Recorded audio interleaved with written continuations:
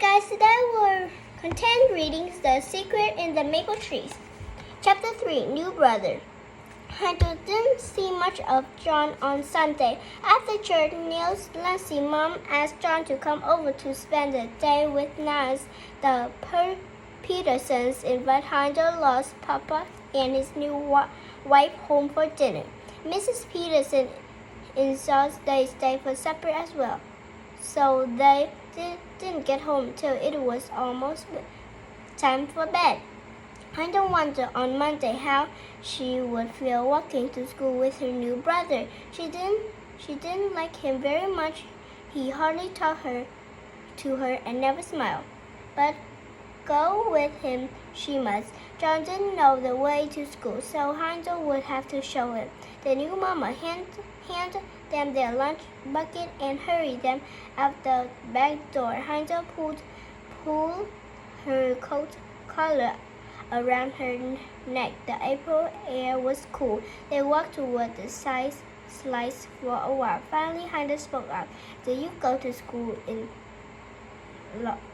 Idols?" she asked.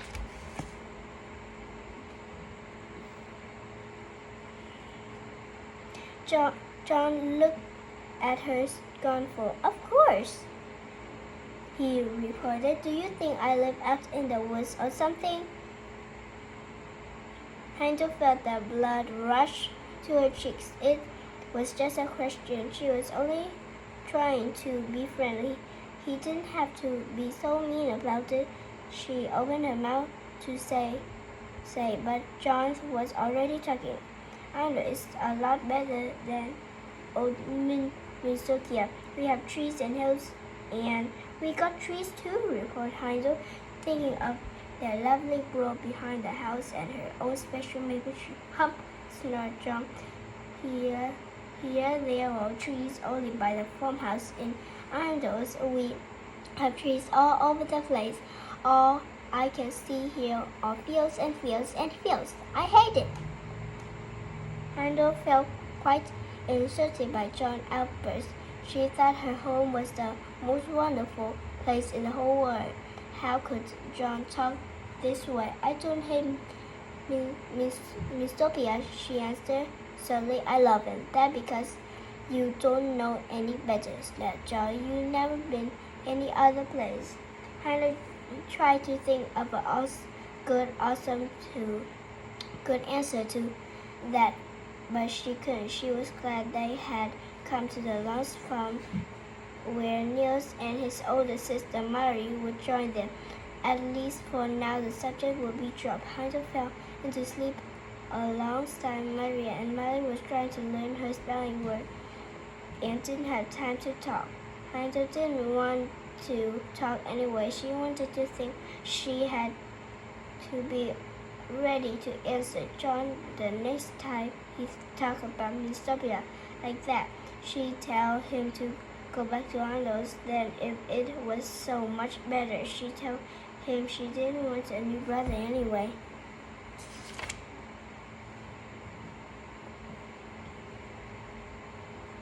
Hunter didn't feel very happy having such thought, but it was all John's fault for being so mean in the first place.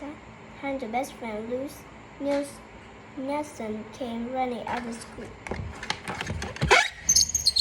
schoolhouse as they drew near. She licked her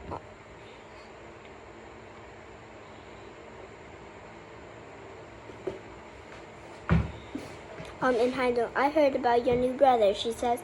"He's working with Niels, isn't he?" Hunter nodded, looking at the boys, who were quite a ways behind them. Suddenly, she felt proud to have a new brother. "Peter says he's going to show him who boss the very first day. Went loose sounds like he'll plan to beat him up." Hunter's eyes blazed. "He can't do that," she said heartily. Not to my brother."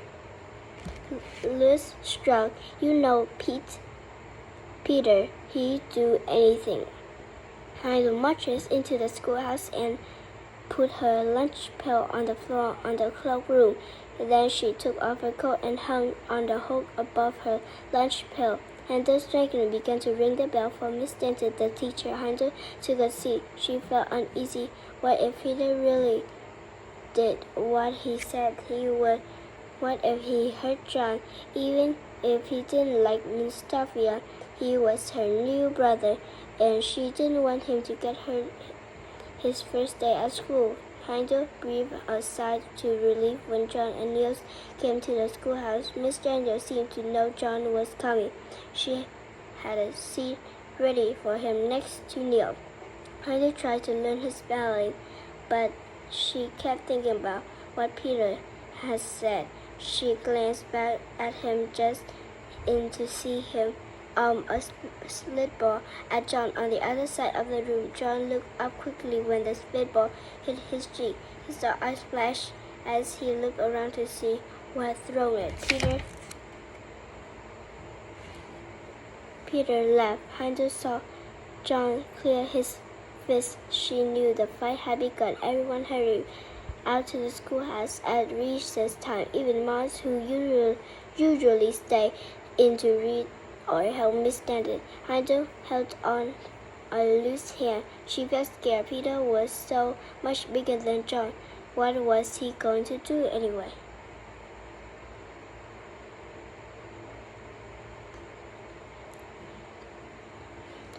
It didn't take a long time to find Peter, a head taller than John, was the school bully. He had already pushed Jolly Fat John flat on the ground. It was all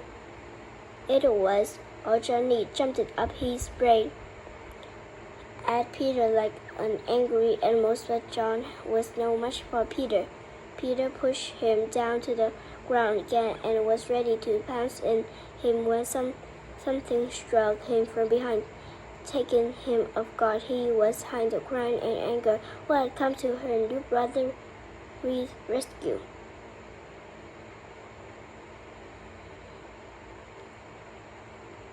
You will leave him alone, she screamed as she grabbed Peter around the waist to keep him away from John. Before Peter could push her away, Miss Daniel appeared. Cheering, she scolded. What a way to act in the schoolyard. She turned to Handel. Whatever has got into you, she exclaimed. You will stay in recess tomorrow. John picked himself up and danced off his pants. Handel, still crying, let go of Peter and ran to Louis. She was just as surprised to her action of Miss Daniel was what had gotten into her to make her attack Peter. Well, at least she had stood up for a new brother. Maybe now they could be friends.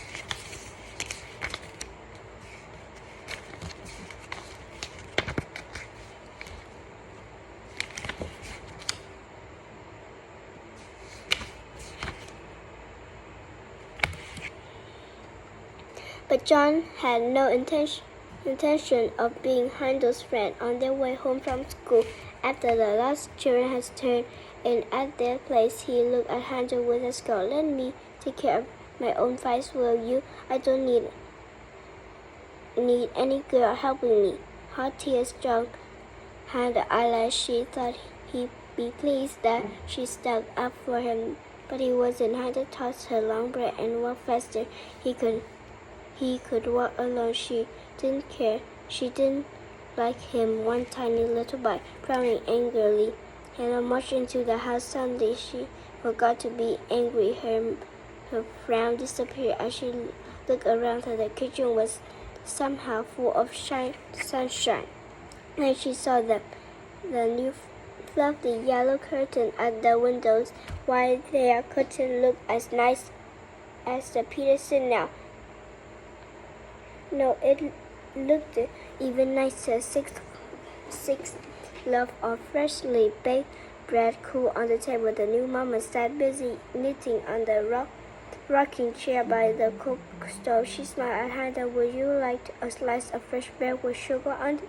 She asked. Help yourself. I think it's cool enough to cut. Handel almost forgot about a quieter John as she munched the fresh bread and looked around at the cozy kitchen. I like the new curtain every so much, she said slyly. They remind me of the sunshine. The new mama looked pleased. I guess we could tell all use a bit of sunshine, she said, glancing at John, who had just come into the kitchen with a skull on his plate. The fresh bread didn't taste as good now that Hunter remembered his ankle was "Where's Luz?" She had suddenly noticed that she wasn't there.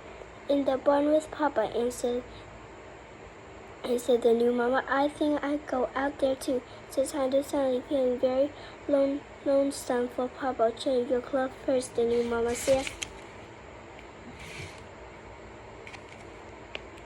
Okay, this is the end. Bye.